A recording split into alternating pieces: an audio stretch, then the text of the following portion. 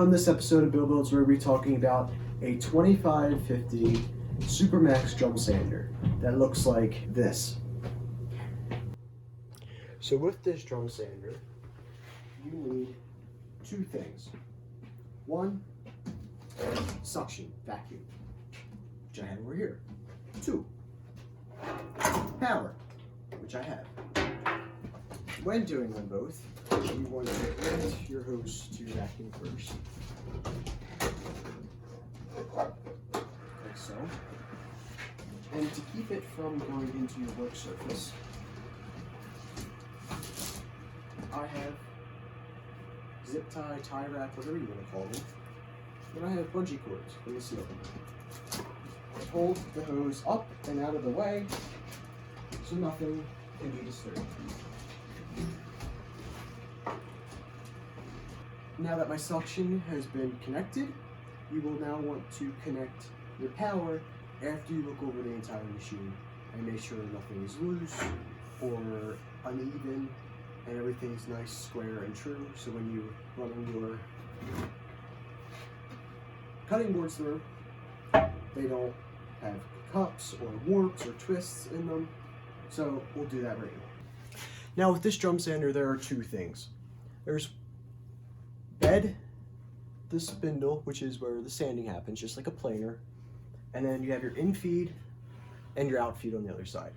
With this cutting board, I do not need these, but you also notice that there is no brace on that side because it's called a 2550 plus model. So you can sand from anything from 2 inches, not even under that, to as long as you want. Now we are moving up the sander. We are now to where all the magic happens. We are here at the drum, and with this drum, it is balanced, and you can tell that this has been fairly used. I use it a lot more down here, not a lot up here. You can tell that because of the different color in the sandpaper. You can get anything from 20 grit all the way up to 320, I believe. And how this works is there's a drive coming in from the motor over here. The drive that comes in from over here, and that is the motor. Also, you will see over here, there's a whole bunch going on. You might be asking yourself, well, what is all this? These are all your controls. This is your digital readout when you don't want to use the scale that is there for you. And this also goes all the way down to 1/100th of an inch. This knob here controls your speed of your bed, your in-feed. This is your on-off for your motor. Turns the drum on and turns it off. I will go over this stuff closer to when we have the machine plugged in, and I am going to get ready to sand the board. This is the back side of the machine. You have your out-feed table that comes up and locks in. That is the same height as the bed, so when stuff comes out, it goes right on this. It is actually a 1/16 under, so your work can come out and not hit this and bind up. So by pushing these two pins in and dropping it down, lets you put the bed down. This here is a lever to lift up the side of your bed if you want a slope or not, which when it is in the up position means you're not having a slope. Also, as you can see, the machine is not plugged in. This runs off of 110 or 120. Your cord is plugged in. We're going to go over the functions of the drum sander. Like this one here, you turn on, and it increases the speed of the drum.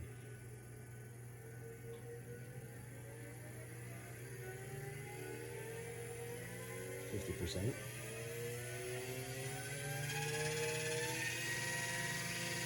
To 100%, and then back down to 0 and off. This button here has a child lockout or safety switch, so when you pull out the red pin, you cannot turn the machine on at all.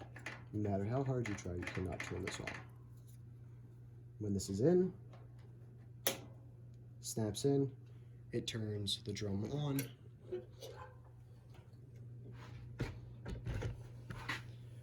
simply lifting up.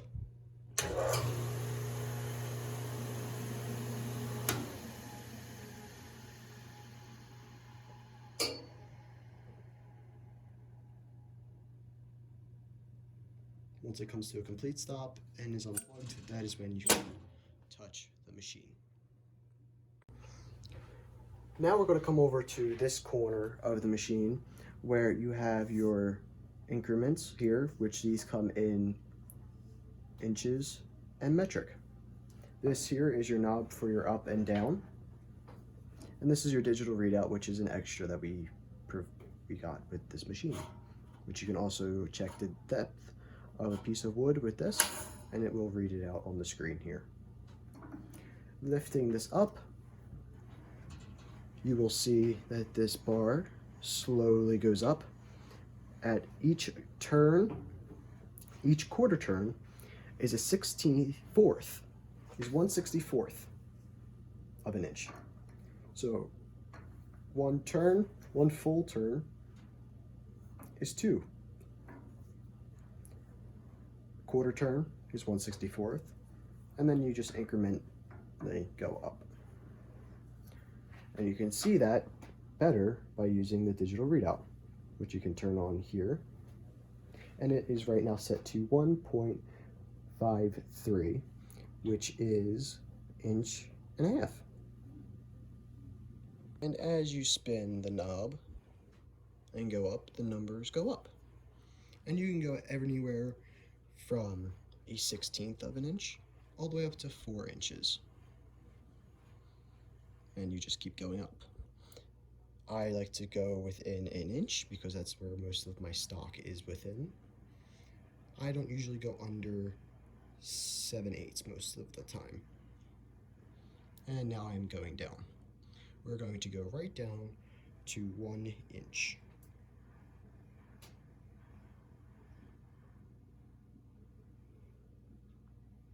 Which is right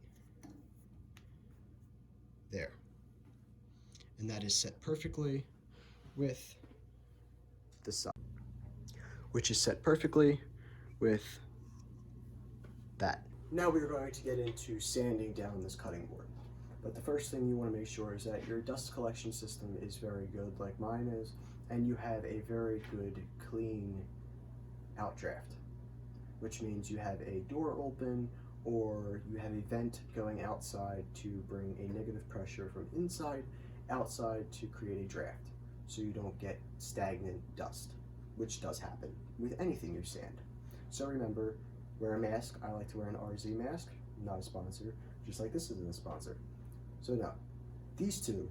So if you want to, go down in the link below, the description below, description, and go check them out. Walrus Oil has got some good deals right now for Christmas time. So yeah, go make it happen. Now we're going to get into sanding this cutting board. I'm going to explain to you how this whole thing works. The way this works is a planer has teeth, where instead of teeth, this has paper, like you would use on an orbital or a drums, a belt sander, or something in those cases. Where when you're doing end grain cutting boards, which I'll put a picture up on the left here, also right here, they don't work. So that's why people have these. You can also use these for epoxy, because epoxy also isn't that great for going through a planer either. So now we're going to get into the functionality and really how this does its thing. Now we're going to get into the functionality of this. The way this works is you have your table and your drum. Just like a planer has feed wheels on the top that feeds your piece in all the way going through.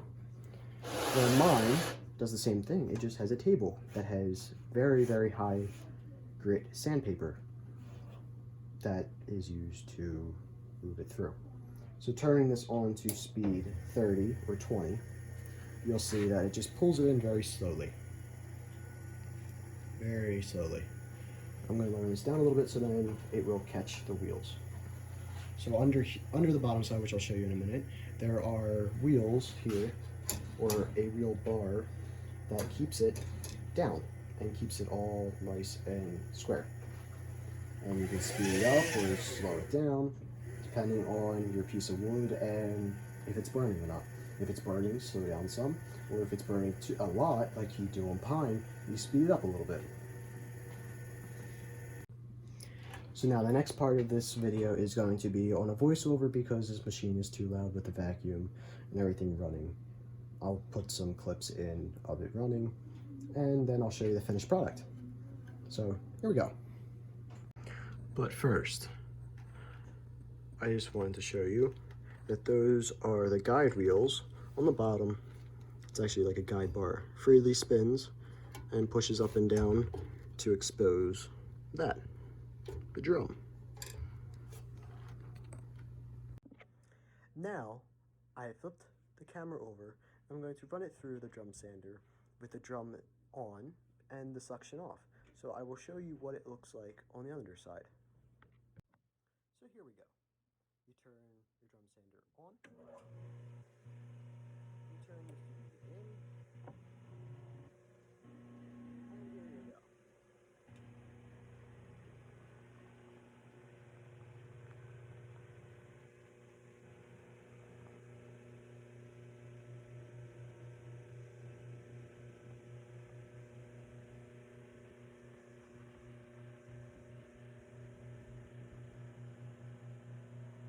And when it comes out, I come out with it upside down.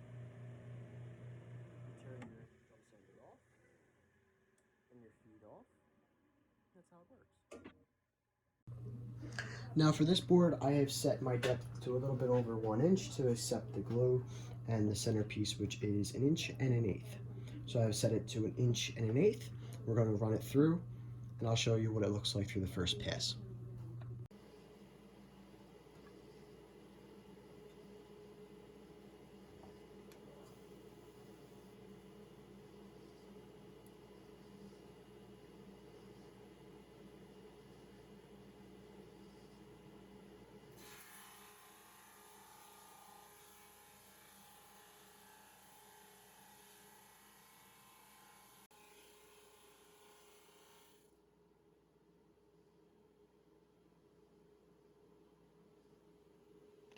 Okay, so now we have gotten to the voiceover part, which is my favorite type of part because we're talking about the drum sander now.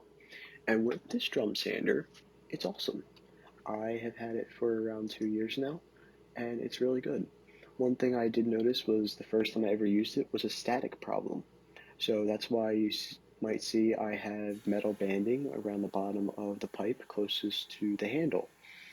That is because it makes static, and the only way to get rid of static is you have to ground it. So now that pipe has a clean copper wire with no outside casing running through the pipe loosely, so as the dust flies through, that static goes to that wire and goes up and out of the pipe and then connects to a grounding strap that is on the motor, and it also has one going from the connection point from the other vacuum to the sander. So between all that, I have had no static problems, and it makes it really nice because then you don't have dust just clinging everywhere. And when you touch stuff, you get zapped if you don't ground it. So if you were thinking about buying one of these, also think about the vacuum system you're going to get. You need a HEPA filter, at least a 5 micron, because anything less than that is just not going to filter out what you need. Now the next part of this video is going to be a lot about the technology that has been put into place for this tool, which I think is just phenomenal. It's called Intellisand.